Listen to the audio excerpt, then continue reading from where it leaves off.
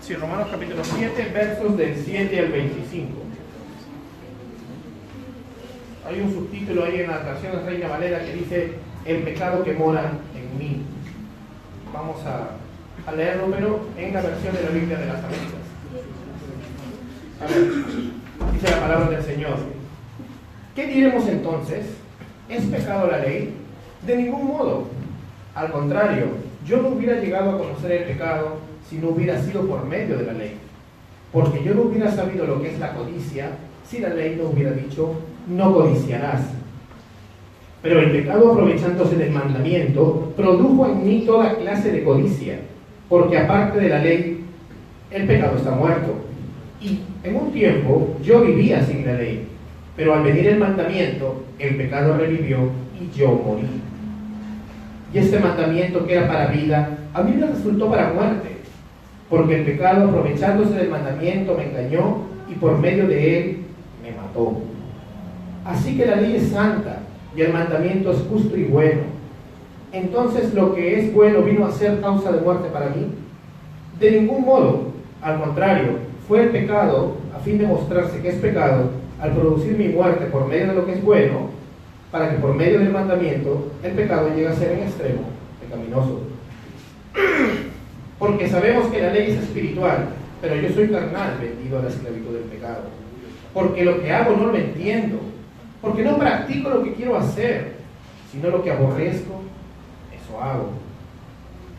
Y si lo que no quiero hacer, eso hago, estoy de acuerdo con la ley, reconociendo que es buena. Así que ya no soy yo el que lo hace, sino el pecado que habita en mí. Porque yo sé que en mí, es decir, en mi carne, no habita nada bueno, porque el querer está presente en mí, pero el hacer el bien no. Pues no hago el bien que deseo, sino el mal que no quiero, eso practico. Y si lo que no quiero hacer, eso hago, ya no soy yo el que lo hace, sino el pecado que habita en mí.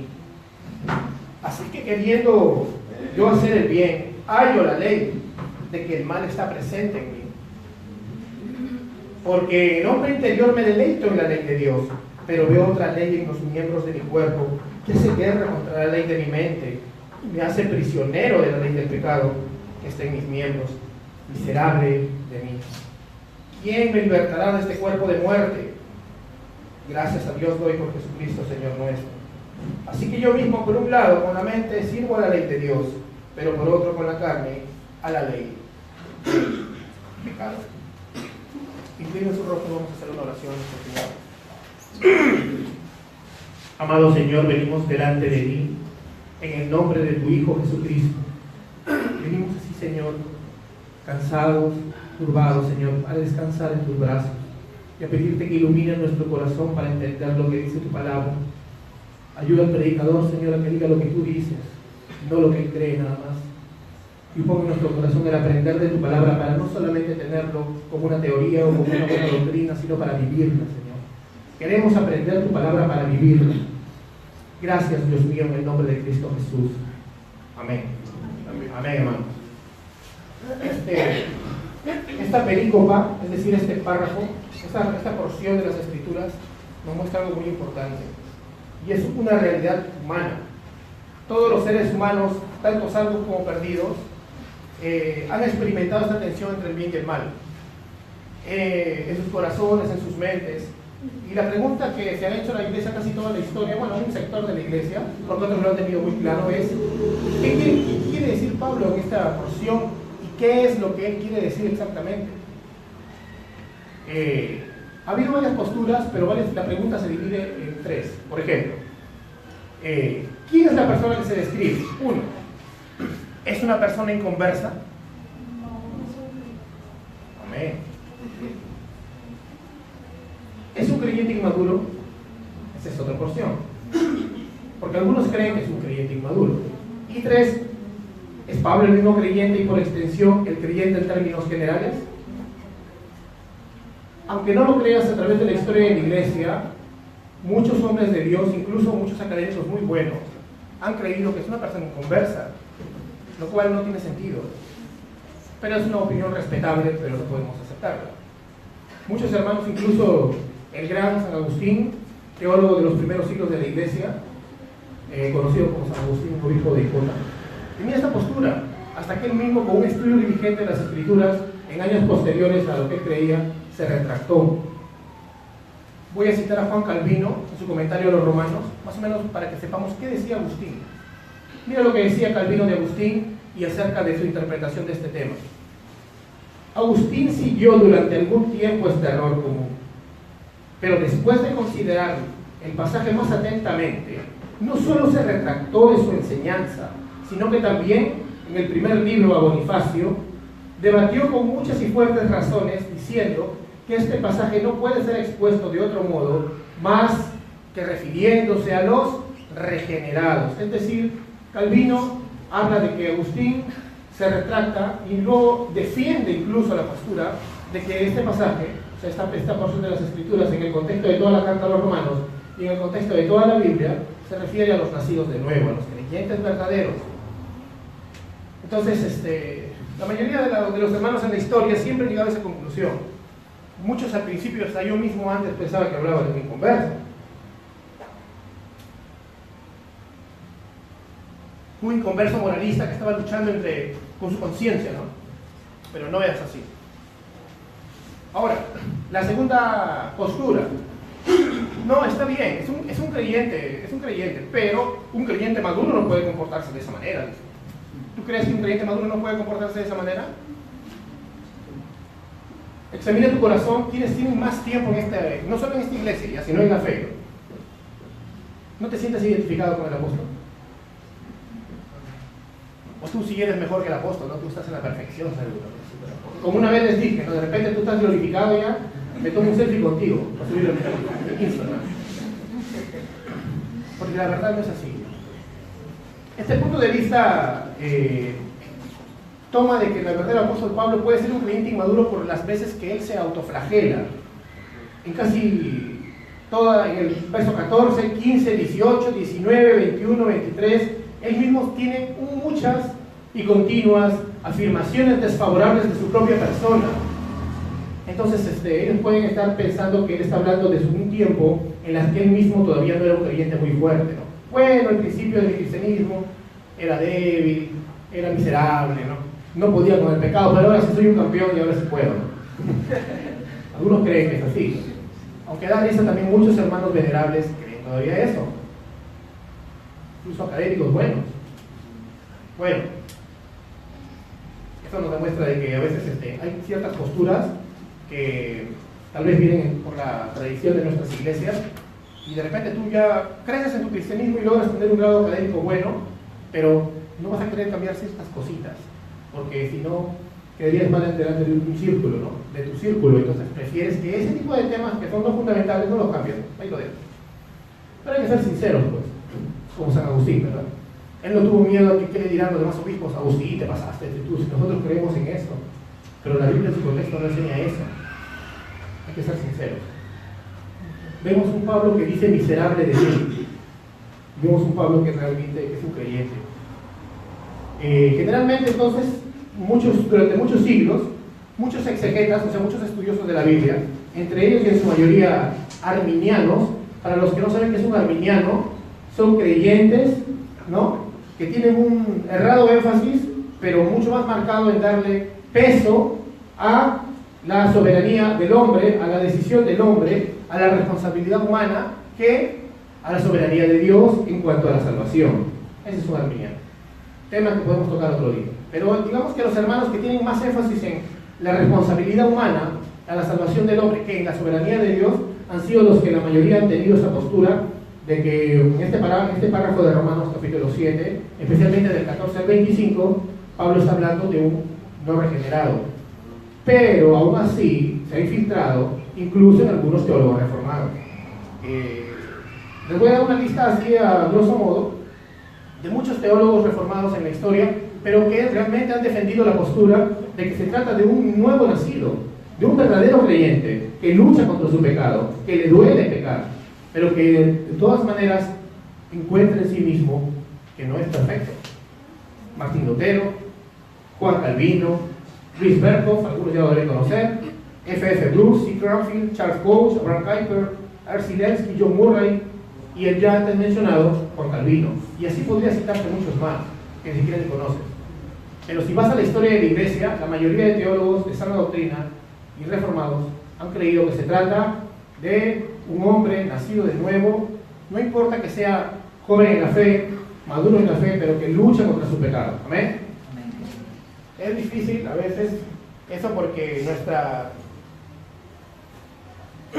el corazón del ser humano le encanta siempre ser partícipe, ¿no? Incluso ya conocí la gracia, entiendo bien las doctrinas de la gracia, pero me gusta poner de mi parte siempre, ¿no?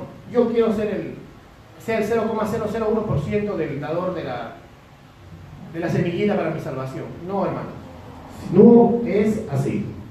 Vamos a ver unas cuantas confesiones históricas para dejar más la base puesta antes de empezar en esta introducción acerca de que esta postura siempre ha sido sumida por los evangélicos, la postura de que Romanos 7, del 14 al 25, se trata de un nacido de nuevo. A ver, la confesión de fe Westminster, reformada, y habla sobre las mejores obras de los creyentes. En el capítulo 16, en el párrafo 6, manifiesta acerca de estas obras, o sea, de las obras que tú haces ya siendo creyente, que están contaminadas y mezcladas con tanta debilidad e imperfección que no pueden sostener la severidad del juicio de Dios. El mejor día de tu vida, cuando has hecho las mejores obras y te ha ido muy bien, ni eso podría pasar en el filtro de Dios. Nuestras justicias son trapos de inmundicia. O sea, nada podría hacerte ganar el juicio de Dios. Y justo esto está basado en un texto de Romanos capítulo 7. La confesión belga de 1561 expresa, no es que ya no haya grandes debilidades en ellos, por los creyentes, sino que luchan contra ellas. ¿Te das cuenta? Luchan contra ellas todos los días de su vida por medio del Espíritu. ¿No te parece que es parte de tu vida eso? ¿No? ¿O tú crees que sí, que ya no tienes debilidades ya? Ya estás en el cielo, ¿no? No es así. El catecismo de Heidelberg, que es otro catecismo muy bueno, se lo recomiendo, bájenlo en internet, vas a aprender muchísimo del catecismo de Heidelberg. 1563, en la pregunta y respuesta 114 dice así: ¿pueden guardar perfectamente los que convertidos a Dios estos mandamientos? Y le contesta: no, porque incluso los más santos, y mientras estén en vida, no cumplen más que un pequeño principio de esta obediencia. Sin embargo, ellos comienzan a vivir no solamente según algunos, sino según todos los mandamientos de Dios. Nosotros amamos la ley y vivimos según los mandamientos, pero ¿has podido cumplir los mandamientos por completo? No. Y aquí esta es la base, y nos deja claro que no solamente los cristianos del pasado creían que hablaba Pablo de un cristiano que le duele pecar, que le duele no cumplir la ley. No es un sinvergüenza que dice, tengo con la gracia y hago lo que quiero. No, es una persona que le duele. Miserable de mí, dice. Esto deja claro que la vida cristiana genuina no es una vida de servidumbre, ¿no? No somos esclavos ya del pecado, somos libres, ¿ves? Ya nos parece normal. No es una vida motivada tampoco por reglamentos externos legalistas, sino por el amor a aquel a quien los creyentes pertenecen. Esto es a saber de Cristo, de nuestro Señor, de aquel que murió por nosotros, de aquel quien es nuestra identidad. ¿Amén? Entonces vamos ahora sí, terminando esta introducción, entendiendo bien que somos el hombre de Romanos 7, tú y yo, a desarrollarlo un poquito mejor. Vamos al verso 7. El apóstol Pablo, en el contexto del verso 1 al 6, nos dice que estábamos muertos a la ley y teníamos una nueva ubicación ahora en Cristo. ¿Amén? Entonces, si ya somos muertos a la ley está mal para nosotros. O sea, ya no debe existir, debemos tomarla por mala, incluso por pecado. Dice así, ¿qué diremos entonces? ¿Es pecado la ley? ¿Es pecado la ley? De ningún modo. Al contrario, yo no hubiera llegado a conocer el pecado si no hubiera sido por medio de la ley. Porque yo no hubiera sabido lo que es la codicia si la ley no hubiera dicho, no codiciarás. Una de las paradojas de la revelación es que Dios usa la santidad y la bondad de la ley de Dios y la justicia de la ley de Dios como un espejo para mostrarnos nuestro pecado. Pablo le está diciendo, ¿es pecado la ley? Pablo usa siempre esta retórica, ¿no?, de preguntas, como si él fuera su adversario, ¿no? Y le pregunta, una persona de repente que no le gusta la ley, dice, entonces Pablo, ¿es pecado la ley? A ver, ¿qué responde Pablo? No, le dice, de ningún modo. ¿Por qué, Pablo? Dime por qué, si ya estamos muertos a la ley, lo estás diciendo hace 5 minutos. Acabo de leer tu carta, en ese tiempo no había versículos, acabo de leer acá arribita y dice que estamos muertos a la ley, entonces ya no sirve de autoridad, ya no estoy bajo la ley. No, es así, le dice, ¿no? Entonces, Pablo, ¿qué hago? Pues, me vuelvo loco, dime. Él dice, ¿sabes por qué no es pecado? ¿Por qué no está desaparecida la ley? De ningún modo, porque yo no conocí el pecado sino por la ley. Aún para el creyente, esta ley es un espejo. Por eso el salmista dice, ¿cuánto amo yo tu ley? Salmo 119, 75. ¿Amas la ley de Dios? Te incomodas. Mira, él dice que no hubiera sabido lo que es la codicia si no hubiera leído el mandamiento no codiciarás. En referencia a Éxodo capítulo 20, verso 17. Y este mandamiento se enfoca en la actitud correcta. ¿Te das cuenta? Este mandamiento, digamos que es la base de los demás mandamientos. ¿Con qué ojos estás viendo la vida? ¿Con qué ojos estás obedeciendo a Dios? Es la esencia de los otros 9. Y el término codiciar significa que pones algo en tu corazón, que deseas fuertemente algo. ¿Qué hemos deseado nosotros fuertemente durante toda nuestra vida? ¿Cuál ha sido la pasión de tu vida antes que conozcas al Señor? ¿Te das cuenta? Tú codicias, tú deseas fuertemente algo. ¿Qué deseas? ¿A Dios o a las cosas de este mundo? Incluso tú podrías llegar a ser idólatra. Dios le ha dado a los humanos muchas cosas buenas. Vamos a no hablar del pecado terrible, ¿ya? Vamos a hablar de cosas buenas. Tu trabajo, tus hijos, tu esposa, tu pareja, todavía no te casas de repente. ¿Cuántas cosas? Tu salud, ¿no? ¿Cuántas cosas buenas? Y tú te conviertes en un idólatra de esas cosas, de las cosas buenas que Dios te ha dado. Te puede pasar, ¿verdad? Por eso Pablo se dio cuenta cuando la ley le dice, no codiciarás, ¿no? Ahora tú dices, pero Pablo era un fariseo que conocía la ley, la conocía, pero solamente de letra. Su corazón no estaba en esa ley. Él no había sido consciente. La ley a él no lo había llevado a Cristo, no lo había llevado al arrepentimiento, sino al orgullo. Porque él pensaba que él cumplía la ley, como todos los fariseos, ¿no? Hipócritas, porque en el fondo de su corazón sabían que pecaban. ¿Te das cuenta? Ahora hay otro extremo de los fariseos que son los libertinos, como la semana pasada el hermano Carlitos mencionó, los antinomianos, ¿no? Que viene de la palabra anomos, que significa sin ley. Ellos dicen, no tenemos nada que ver con la ley. O esta ley era para los judíos. Bueno, si bien sí había leyes ceremoniales para los judíos, leyes civiles para los judíos, leyes salubres, está hablando de la ley moral en realidad. No te hagas. No te hagas. La ley moral es incluso antes que la ley escrita. No necesito leerte versículos para que tú sepas que has roto la ley de Dios. Porque justo no codiciarás, está en tu conciencia. Y tú sabes que has codiciado cosas que no son el Creador. ¿Amén? Tú sabes que antes de venir a Cristo desesperado, te apasionabas, o sea, codiciabas cosas que no son Dios. Y que aún en la fe has sucumbido muchas veces. Y tienes esa lucha, ¿no? Entre las cosas que no son de Dios y entre la misma persona del Señor. Amén. Por eso el apóstol dice que el pecado, aprovechándose del mandamiento, produjo en mí toda clase de codicia.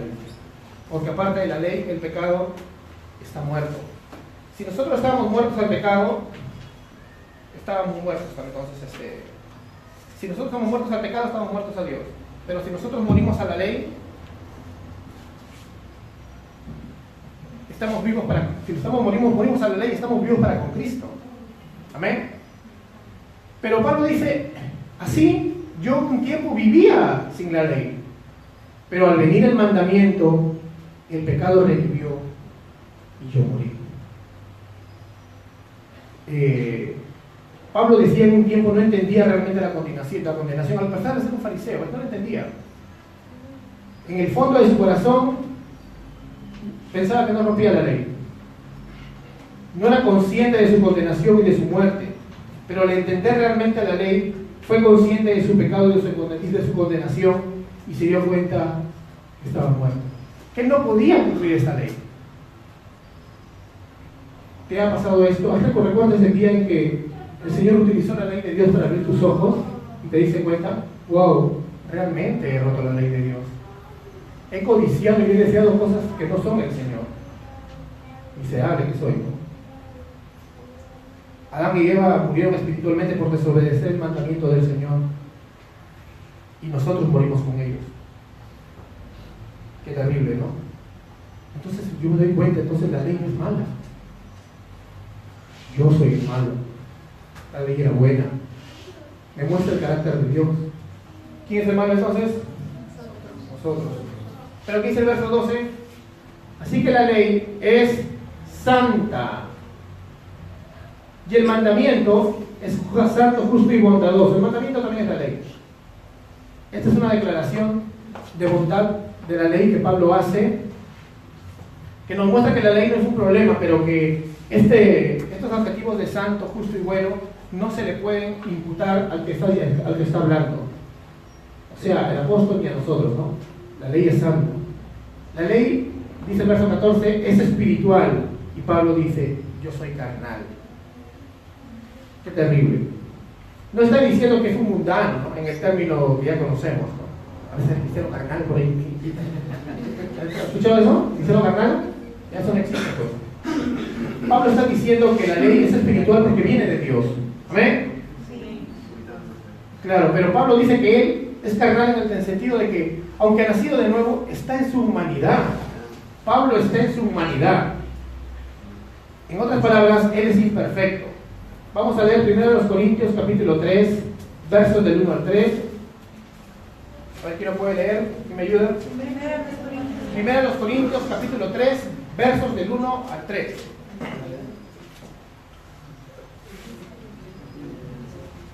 En este momento no tienes conexión a internet. Ese es otro versículo, fue contexto.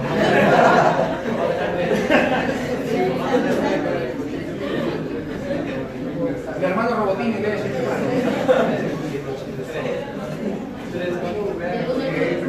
Primera a los Corintios capítulo 3 versos del 1 al 3. Y yo lo leo. Ya ves, Así que yo, hermanos, no pude hablarles como a espirituales, sino como a carnales, como a niños en Cristo.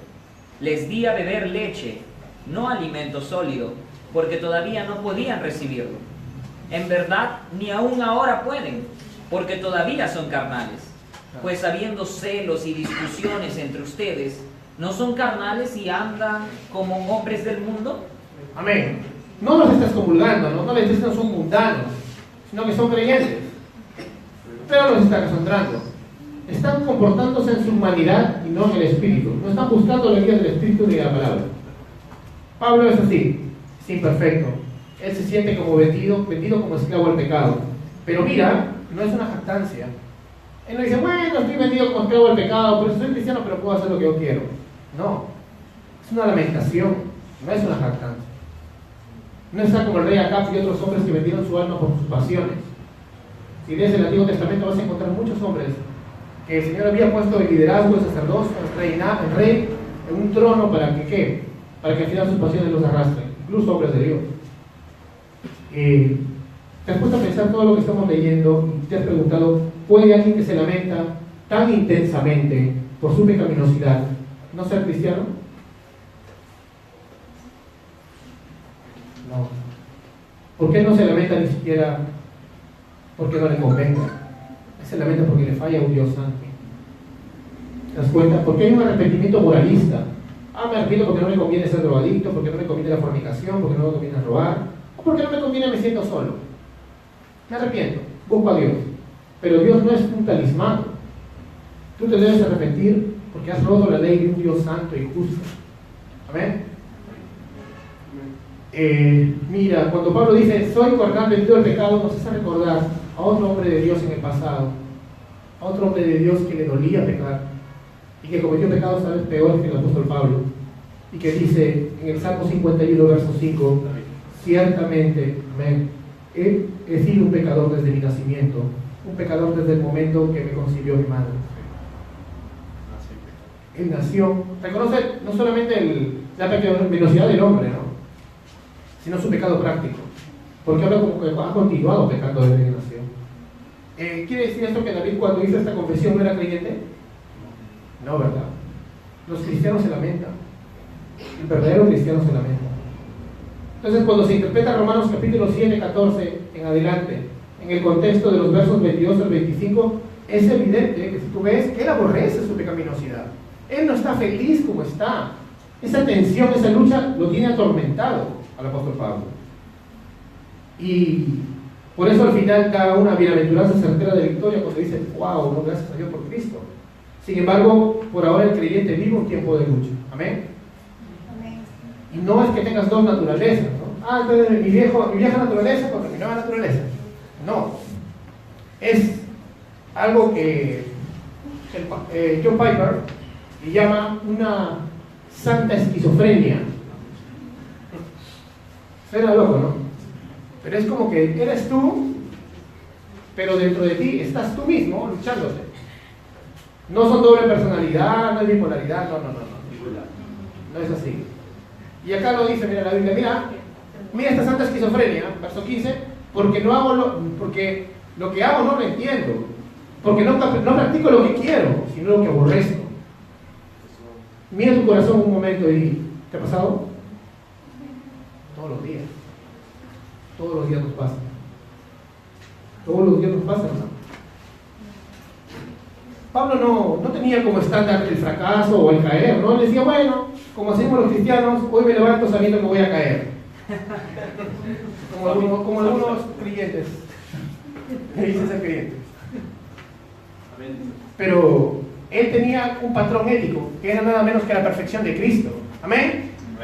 Nosotros anhelamos vivir un día así. Amén. Pero sabemos que no lo vamos a poder hacer. ¿Pero luchas o no? Amén. Luchamos.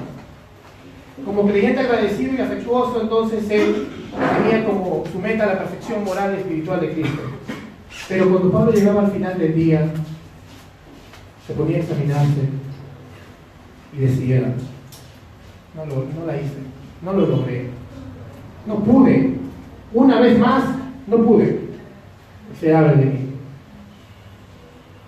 Te das cuenta que esta ideal que tienes no se cumple, ¿no? Dice, de hecho no apruebo lo que estoy haciendo, porque no es lo que quiero hacer, lo que hago, sino lo que detesto, o sea, lo que aborrezco. Tú te levantas con mucha expectativa, no voy a vivir en victoria para Cristo, pero te vas a echar a tu cama, si Dios te da vida, estás ahí y dices, no solo no logré completar mi meta, no solo no viví como Cristo, sino que hice las obras del diablo a veces. He sido tropiezo, he tropezado, o he dejado de hacer lo que debía. Verso 16. No, perdón, Gálatas capítulo 5, verso 17. ¿Y lo puede leer? Ese es el conflicto terrible que tenemos. Gálatas capítulo 5, verso 17. A ver, un voluntario.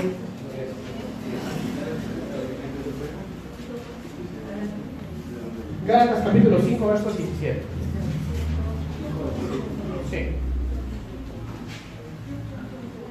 5:17. A ver, ahorita. Porque el deseo de la carne es contra el espíritu, y el del espíritu es contra la carne. Y estos se oponen entre sí para que no hagáis lo que quisierais. Amén. En Gálatas también hay esa lucha, ¿no?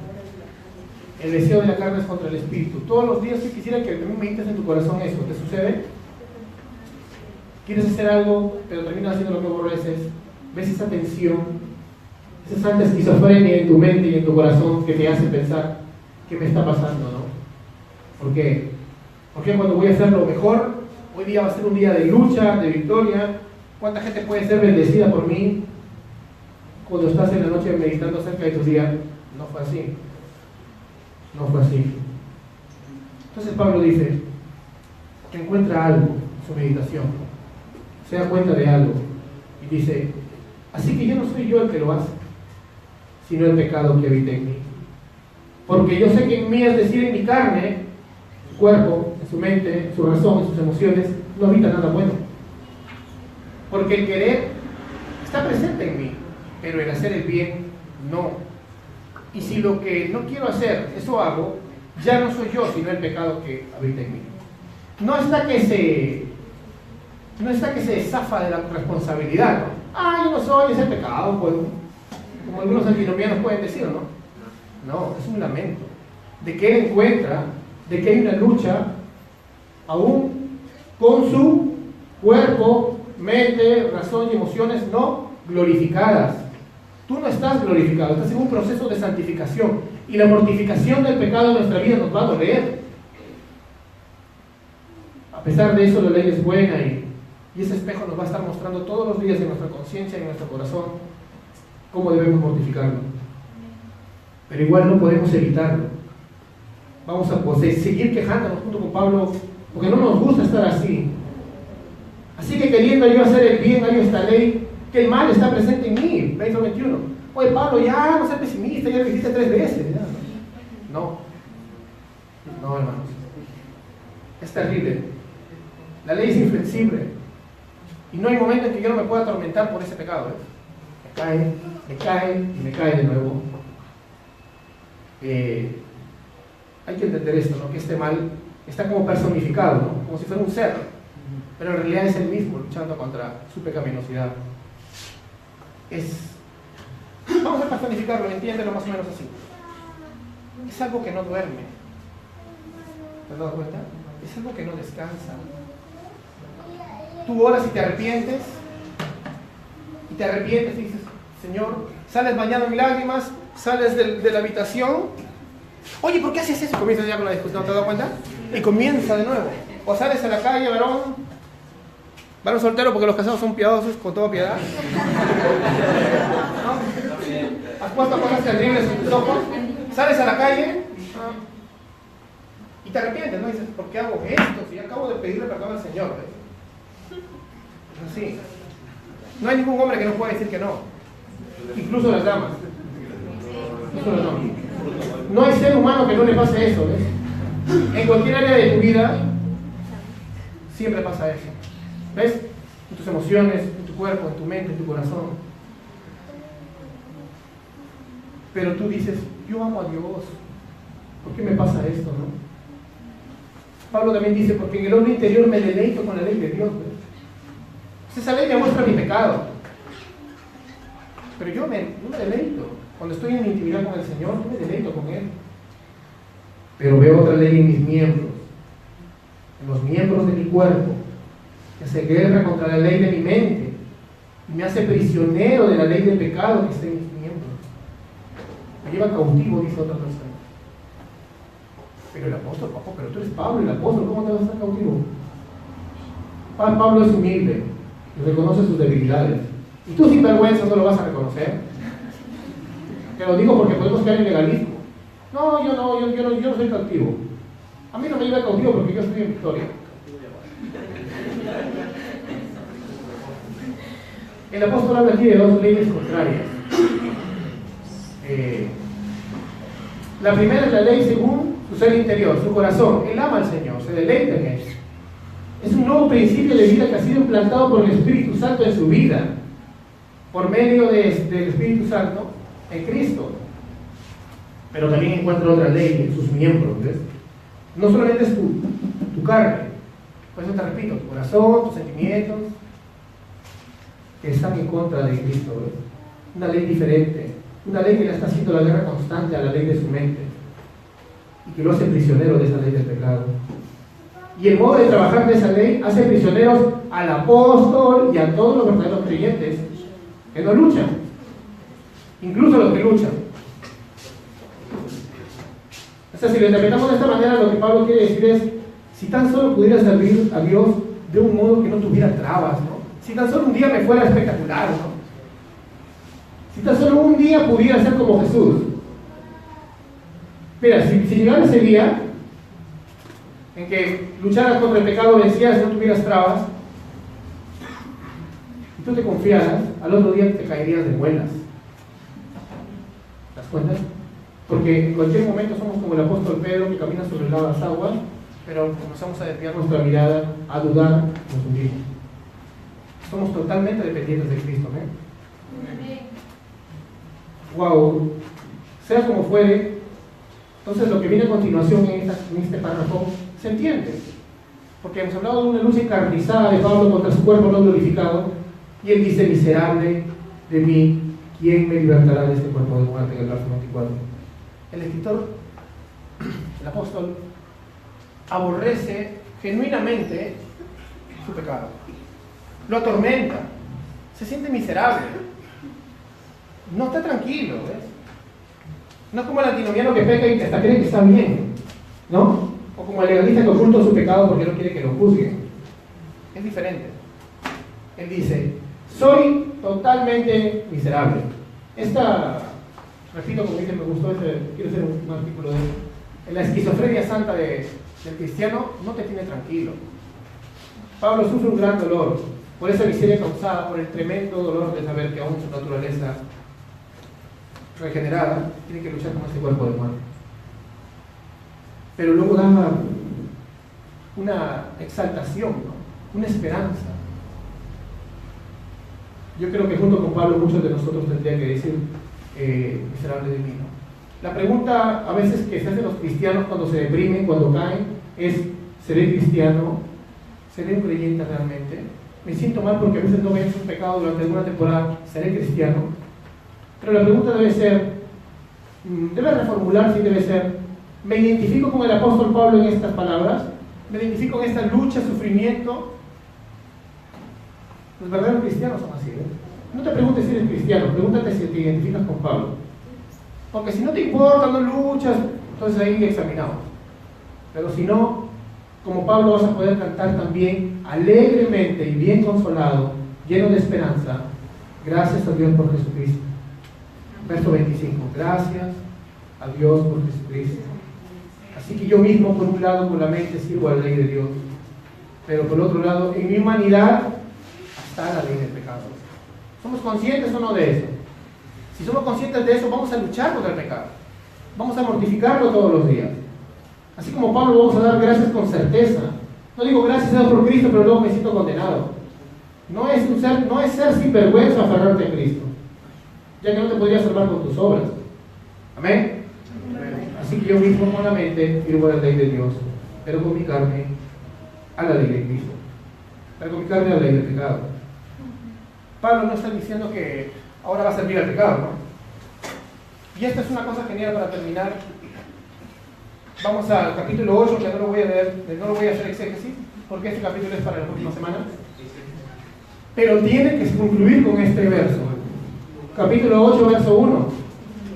La esperanza no termina en gloria a Dios por Cristo, sino que se consuma en, por tanto, todo lo que hemos leído: el cristiano lucha, el cristiano cae, el cristiano se lamenta, pero el cristiano da gracias por Cristo. Por tanto, ya no hay condenación para lo que está en Cristo Jesús. Amén.